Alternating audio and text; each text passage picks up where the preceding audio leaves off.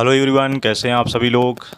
तो ध्यान दीजिए, मैं आपका कुछ बुक्स पढ़ रहा था तो उसमें क्लास 10th के कुछ कुछ ऐसे टॉपिक हैं जो बुक्स में नहीं दिए गए हैं। तो जैसे मैं आपकी बात करूं तो यहाँ पर एक टॉपिक है यूक्लिड डिवीज़न लेमा के बारे में, जिसे यूक्लिड डिवीज़न एल्गोरिदम भी हम कहते हैं शॉर्ट फॉर्म में। तो वो ध्यान दीजिए, लेकिन प्रीवियस ईयर क्वेश्चन में आपका ये क्वेश्चन पूछा गया है। जैसे यहाँ पर देखिए आप, ये आपका सेट है यहाँ पर 2022 का सेट 7 है। 822 HI में आप देखेंगे यहाँ क्वेश्चन पूछा गया है कि यूक्लिड एल्गोरिदम के प्रयोग से इतना इतना का महत्तम समापवर्तक निकालिए। जबकि ये यूक्लिड एल्गोरिदम आपके जो कोई प्राइवेट बुक्स या पढ़ रहे हो तो उसमें नहीं दिया गया है, या दिया भी होगा तो उतना डिटेल में नहीं दिया है। जबकि ये आपका सवाल पूछा गया है प्रीवियस ईयर के क्वेश्चन में। तो ध्यान दीजिए, मैं वो भी आपको बताऊंगा। और आज का टॉपिक है हम लोगों का है यूक्लिड डिवीज़न लेमा, या हम यूक्लिड डिवीज़न एल्गोरिदम भी बोलते हैं। तो ये ध्यान दीजिएगा, मैं आपको लिख करके पूरा समझा दे रहा हूँ। ये टॉपिक मोस्ट इम्पॉर्टेंट है, ये हर साल एग्ज़ाम में पूछ रहा है आपके अलग अलग सेटों में। तो ये है आपका पहला टॉपिक, यूक्लिड डिवीज़न लेमा।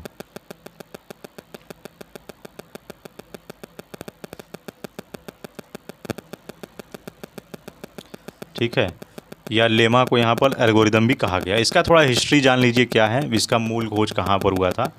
यह सिद्धांत सबसे पहले जो प्राचीन यूनानी गणितज्ञ हैं, जो जिसे यूक्लिड हम कहते हैं, उन्होंने अपनी एक प्रसिद्ध पुस्तक है एलिमेंट्स, यानी लगभग 300 ईसा पूर्व में उन्होंने लिखा हुआ था। और उन्होंने संख्याओं को विभाजित करने के लिए और महत्तम समापवर्तक निकालने का तरीका बताया था अपनी पुस्तक में। और यही सिद्धांत आगे चलकर यूक्लिड या यूक्लिडियन एल्गोरिदम के नाम से जाना जाने लगा। EUCLIDEAN, Euclidean algorithm.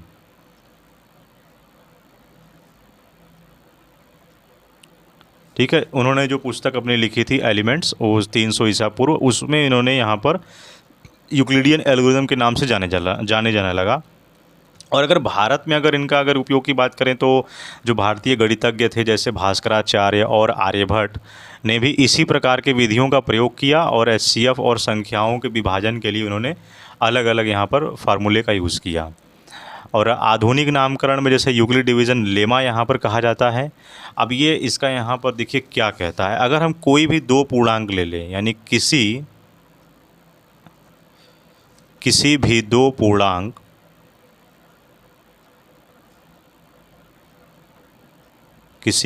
पूर्णांक A और B, जहाँ B जो है वो 0 से हमेशा बड़ा होना चाहिए, के लिए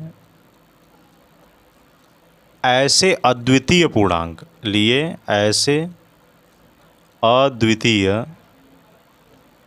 अब ध्यान दीजिएगा बच्चों, मेरा हिंदी का राइटिंग मतलब छोड़े हुए मुझे 7-8 साल हो चुके हैं। ठीक है, तो इंग्लिश थोड़ा मेरा बेटर राइटिंग हो चुका है, तो हिंदी थोड़ा गड़बड़ हो गया। ज़्यादातर मैं इंग्लिश में ही यहाँ पर लिखता हूँ, पढ़ता हूँ, इस वजह से हिंदी राइटिंग मेरी थोड़ी गड़बड़ हो गई है। धीरे धीरे थोड़ा सुधार हो जाएगा, तो थोड़ा कॉम्प्रोमाइज़ कर लीजिएगा राइटिंग में, और जहाँ नहीं समझ में आएगा पूछ लीजिएगा। तो लिए ऐसे अद्वितीय पूर्णांक होते हैं Q और R मौजूद होते हैं।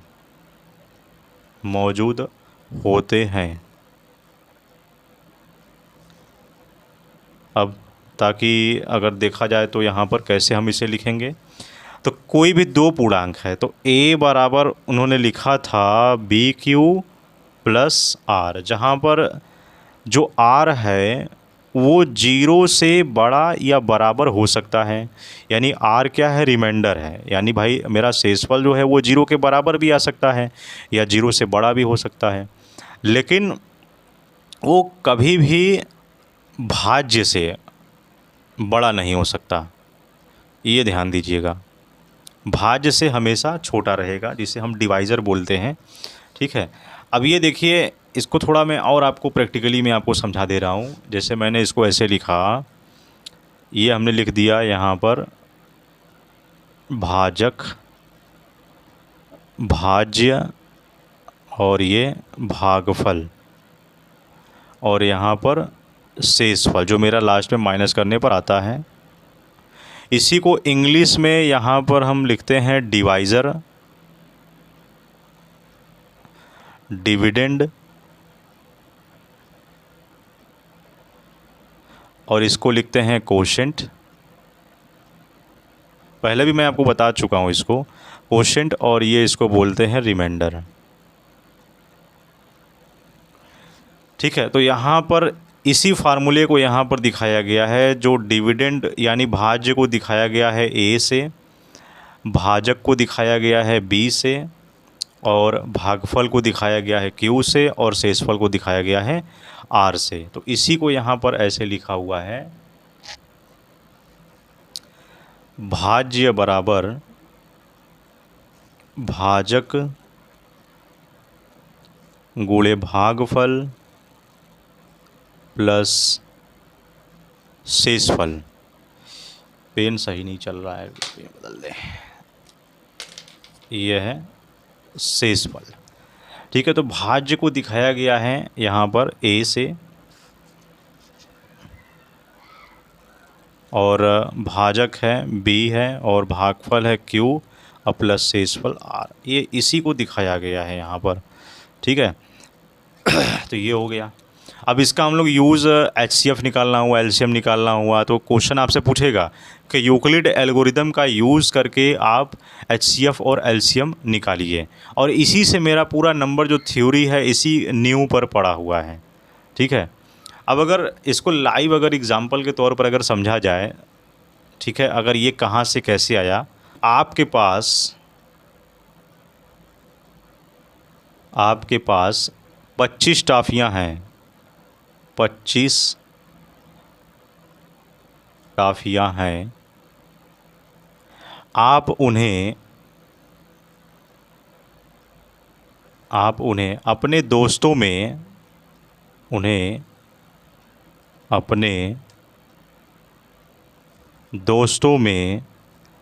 छः टॉफ़ियाँ बांटना चाहते हैं। 6 टॉफ़ियाँ बांटना चाहते हैं।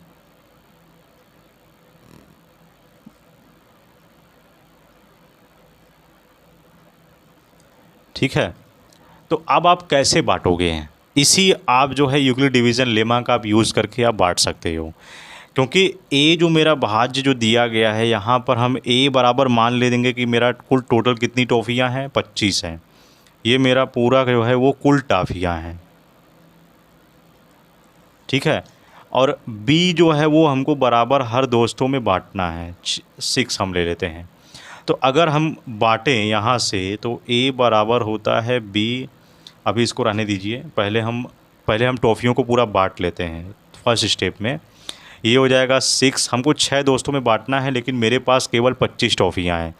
तो 6 दोस्तों में बांटने के लिए, मतलब 6 टॉफ़ियाँ बांटने के लिए, ठीक है, अगर अपने दोस्तों में 6 टॉफ़ियाँ बांटनी है तो कितना बांटेंगे? तो 6 + 6 + 6 + 6, तो 6 12, 12 6 18, और 18 6 कितना हो गया? 24। यानी केवल टोटल यहाँ पर 24 टॉफ़ियाँ यानी आई हैं। यानी 1 2 3 4 दोस्तों में मैं केवल 6 टॉफ़ियाँ बराबर में बांट सकता हूँ। ठीक है, लेकिन अभी भी मेरे पास 1 टॉफ़ियाँ बची हुई हैं। 1 टॉफ़ियाँ मेरे पास बची हुई हैं। टोटल अगर मैं यहाँ पर 1 2 3 4 दोस्तों को मैंने बांटा टॉफ़ियाँ 6, तो यहाँ पर 24 आया हुआ है, लेकिन 1 टॉफ़ी बची हुई है। तो अब आप 1 टॉफ़ी को कहाँ क्या कैसे लिखोगे आप? तो बस आप इस फार्मूले का यूज़ कर लोगे। Q = हो जाएगा, मैंने 4 दोस्तों को बांटा है ना, 1 2 3 4। ठीक है, ये 4 दोस्तों को मैंने बांट दिया, तो मैंने लिख दिया 4। यानी यहाँ पर मैंने दिखा दिया कि 4 दोस्त। ठीक, और जो मेरा 1 टॉफ़ी बचा हुआ है, यहाँ 25 टोटल था लेकिन 24 आया हुआ है, यानी R = 1 हो जाएगा। यानी ये 1 टॉफ़ी बची हुई है। ठीक है, तो यही भाई साहब, यूक्लिड भाई साहब जो थे, वही भाई साहब जो थे, अब जो टॉफ़ियाँ 4 दोस्तों को बांटा और 1 टॉफ़ी बच गई, तो बस यही नियम आ गया यहाँ से। ठीक है, जोक्स ऑफ आर्ट है, यहाँ भी ध्यान दीजिए। तो अब इसको अगर फार्मूले में रख कर देखें तो ऐसे हम लिख सकते हैं। तो 25 इज इक्वल टू हो जाएगा 6 इंटू 4 + 1। बस भाई 6 टॉफ़ियाँ यहाँ पर 4 लोगों को बांटी गई हैं और 1 टॉफ़ियाँ बच गई। बस आपका प्रूफ हो गया यहाँ से फार्मूला। तो अब आपको ये कॉन्सेप्ट आपको याद आ चुका होगा, याद हो गया होगा, और आप, मुझे उम्मीद है कि आप कभी भूलोगे नहीं। ये ध्यान दीजिएगा, इस फार्मूले पर बहुत सारे क्वेश्चन हर साल हर सेट में पूछे जा रहे हैं। और एक बार यदि आपके पास कोई भी बुक है, यदि आप यूपी बोर्ड से पढ़ रहे हो या किसी भी स्टेट बोर्ड से पढ़ रहे हो, तो ये आप सिलेबस से पूरा देख लीजिएगा कि यूक्लिडियन एल्गोरिथम दिया है कि नहीं इस बार। ठीक है, चलिए अब आते हैं कुछ इस पर बेस्ड और भी क्वेश्चन लगाते हैं। और मैं बुक पे पढ़ रहा था तो उसमें उतना क्वेश्चन दिया नहीं गया है। तो देखिए, अगर मैं यहाँ पे क्वेश्चन अगर लगा रहा हूँ, मैं इंग्लिश में भी क्वेश्चन में लिख दे रहा हूँ, बाकी मैं सॉल्यूशन तो भाई मैथ्स में कोई हिंदी इंग्लिश लैंग्वेज मायने नहीं रखती है। ठीक है, जैसे मैं यहाँ पर एक क्वेश्चन लिखा, नंबर, मैं सीबीएसई बोर्ड का क्वेश्चन में लिखा हुआ हूँ, क्योंकि ये सीबीएसई बोर्ड का क्वेश्चन भी यूपी बोर्ड में पूछा गया है। ठीक है, मैं आपको ट्रांसलेट करके भी बता दूंगा क्या है। नंबर, जो भी यह वीडियोस देख रहे हैं तो ये CBSE board, UP board, ICSE सभी बच्चों के लिए इम्पोर्टेंट हो जाएगा, इसीलिए मैं हिंदी और इंग्लिश दोनों में मैं लिख दूंगा। When divided by 73 gives 34 as quotient and 23 as remainder, find the number, find the number, find the number।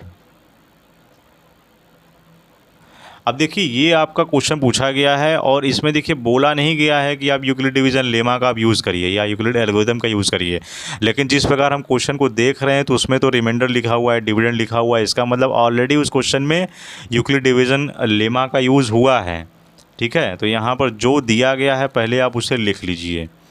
यहाँ पर वैल्यू क्या दी गई है, नंबर व्हेन डिवाइडेड बाई, मतलब डिवाइड किया गया है 73 से। ध्यान दीजिएगा, ये डिविडेंड नहीं है, ये डिवाइडेड है, यानी कोई ऐसा नंबर है जो इससे डिवाइड किया गया, यानी जिससे डिवाइड किया गया होता है वही मेरा क्या होता है, जिससे मेरा डिवाइड किया जा रहा है उसे हम डिवाइज़र बोलते हैं।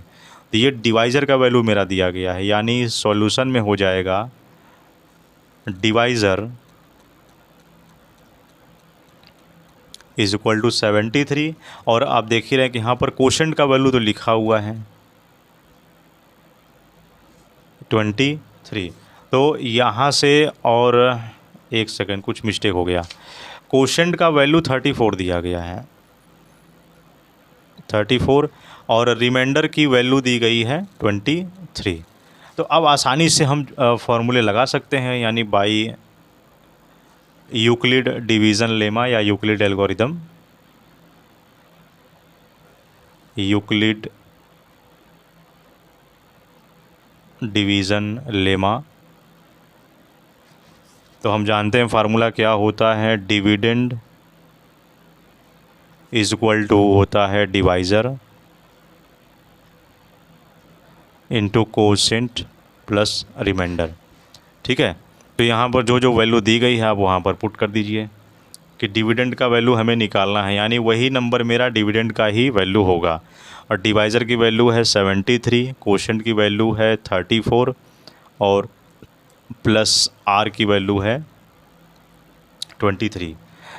तो अब यहाँ से आप निकाल लीजिए कि 73 और 34 का आप मल्टीप्लाई करोगे तो ये आपका हो जाएगा लगभग यहाँ पर निकाल लीजिए 34, 4 3 जा 12, 7 4 जा 28 और 29, 3 3 जा 9, 7 3 जा 21, 2 18 1 2 2 4 और ये 2482 आपका आ जाएगा। 2482 प्लस 23, 32 हो जाएगा 5, 82 हो जाएगा 10 और 4152। यही आपका क्या है, आंसर है। ठीक, इस तरह से आपको लगाना है। तो जब यहाँ पर ध्यान दीजिए कि जो ये फार्मूला जो मैंने निकाला था, ये आपका फार्मूला ही एग्ज़ाम में पूछ दिया गया है। ठीक है। और ये फार्मूला यूपी बोर्ड में भी पूछा गया है और यही फार्मूला सीबीएसई के 2009 के क्वेश्चन में भी पूछा गया है। यूक्लिडियन या यूक्लिड डिवीज़न लेमा का फार्मूला कैसे आया हुआ है।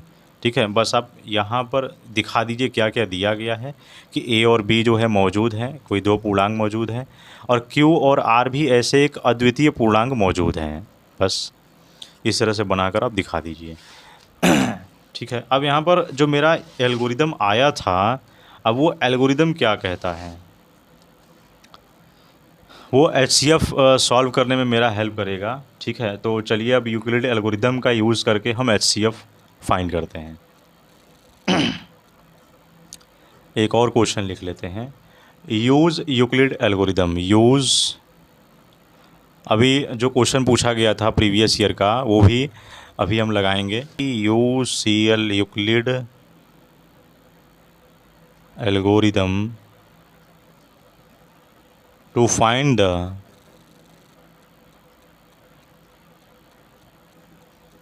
the HCF of 272 and 1032 जिस प्रकार हम लोग क्लास 6, 7, 8 में पढ़ते हैं कि एचसीएफ निकालने के 3 मेथड पढ़ते हैं हम। एक प्राइम फैक्टराइजेशन मेथड होता है, एक फैक्टर ट्री मेथड होता है और लास्ट में डिवीज़न मेथड होता है। तो इसको डिवीज़न मेथड से ही लगाएंगे। ठीक है, फिर लगाने के बाद हमको इसमें पुट भी करते जाना है इन सारी वैल्यू को। तो चलिए सॉल्व करते हैं। सॉल्यूशन, सबसे पहले आप यहाँ पर एक डिवीज़न मेथड से आप इसको सॉल्व कर दीजिए कि 272 है। सबसे पहले यहाँ पर ये भाई छोटा है 1032 से, यानी 272 हो जाएगा मेरा डिवाइज़र और ये हो जाएगा डिविडेंड 32। अब इसमें आप ऐसा टेबल पढ़िए 2721032 का, मतलब इसमें इससे ज़्यादा नहीं होना चाहिए। तो अगर मैं 3 टाइम्स पढ़ रहा हूँ या 4 टाइम्स पढ़ रहा हूँ तो 4 2 जा 8 और लगभग कैरी लेने पर इससे ज़्यादा हो जा रहा है। तो मैं 3 टाइम्स अगर मैं टेबल पढ़ूंगा तो फिर से लिख दे रहा हूँ 6 1 8।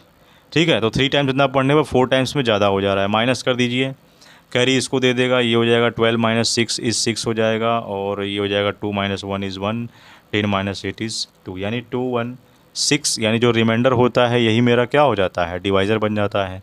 फिर 272 इसको सॉल्व करिए तो ये 1 टाइम्स बच जाएगा, 2 1 6 हो जाएगा। माइनस कर दीजिए, 12 - 6 हो जाएगा 6 और ये हो जाएगा 6 - 1 इज़ 5 और 2 - 2 इज़ 0। फिर 2 1 6 टेबल पढ़ूंगा तो 4 5 जा हो जाएगा 20, यानी यहाँ 21 है तो ज़्यादा हो जाएगा, तो मैं 3 टाइम्स ले जाऊंगा। तो 3 6 जा 18 8 और फिर 3 6 जा यानी 6 1, इतना वैल्यू आ जाएगा। माइनस कर दीजिए, 16 - 8 हो जाएगा 8 और 10 - 6 इस हो जाएगा 4 और ये हो जाएगा 0। फिर 56 यानी 1 टाइम्स जाएगा 48। 16 में से 8 जाएगा तो 8 बचेगा। फिर 48 को कट कर दीजिए 6 टाइम्स, ये हो जाएगा लास्ट में 0। ये इसको तब तक सॉल्व करते जाना है जब तक यहाँ पर 0 मेरा रिमाइंडर ना आ जाए। ठीक है, देख लीजिए अभी आपको नीचे नहीं दिखाई दे रहा होगा तो अब दिखाई दे रहा होगा। ठीक है, तो इतना वैल्यू आ गया। बस अब आप यहाँ से लेमा का फार्मूला लगा दीजिए। लेमा का फर्स्ट वाला क्या था, पहले अगर स्टेप 1 अगर देखा जाए, लेमा का यूज़ किया जाए तो 1032 जो आया था वो 272 × 3 + 216 हो जाएगा। देखिए ये वाला पोर्शन लेमा का फार्मूले से डिविडेंड इज इक्वल टू हो जाएगा divisor into quotient plus remainder. तो रिमाइंडर का वैल्यू क्या है 216, तो वही मैंने यहाँ पर लिखा हुआ है। फिर उसके बाद हम पकड़ेंगे 272 को पकड़ेंगे। 272 को लिखिए यहाँ पर, और 272 के बाद वैल्यू क्या दिया गया था 216 × 1 + 56। देखिए फिर से यहाँ पर 271 यानी डिविडेंड इज इक्वल टू हो जाएगा divisor into quotient plus remainder, यानी 56 रिमाइंडर हो जाएगा। फिर 272 के बाद है मेरा 216 बाहर आ जाएगा, 216 आने के बाद हमने सॉल्व किया था 56 इंटू 3 प्लस 48, फिर 56 बाहर आ जाएगा तो 48 इंटू 1 प्लस 8 लिया था, फिर 48 को अगर हम बाहर कर देंगे तो 8 इंटू 6 प्लस 0 हो जाएगा। और हम जानते हैं डिवीज़न मेथड से भी कि लास्ट में जो मेरा यही जो डिवाइज़र जो वैल्यू आती है यही मेरा क्या होता है, HCF होता है। और सेम चीज़ यहाँ पर भी जो डिवाइज़र की वैल्यू आई हुई है, ठीक है, यहाँ पर मैं लिख दे रहा हूँ HCF 272,1032 इज इक्वल टू इसका आंसर हो जाएगा 8। इस तरह से बच्चों आपको सॉल्व करनी है, ठीक है। अगर आप चाहो तो जैसे ये मैं इतना बड़ा निकाला हूँ, ये जो वैल्यू पूरा मैंने निकाला हुआ है, इसको आप ना लिख करके इसको आप केवल कर सकते हो, डायरेक्ट आप इसको भी लगा सकते हो, लेकिन ये जो बिगिनर है बच्चा उसको नहीं लगा पाएगा। तो इसलिए पहले आप डिवीज़न मेथड लगा लीजिए, लगाने के बाद बस फार्मूले में पुट करते जाइए। Dividend is equal to divisor into quotient plus remainder, dividend is equal to divisor into quotient plus remainder, इस तरह से लगाते जाइए फार्मूले से। बस फिर इसी को यहाँ पर एज इट इज़ उसको उतार दीजिए, ये आपका आंसर हो जाएगा, ठीक है। अब एक क्वेश्चन मैं आपको दे रहा हूँ, दूसरा क्वेश्चन मैं दे रहा हूँ, use Euclid algorithm to find HCF 867,255।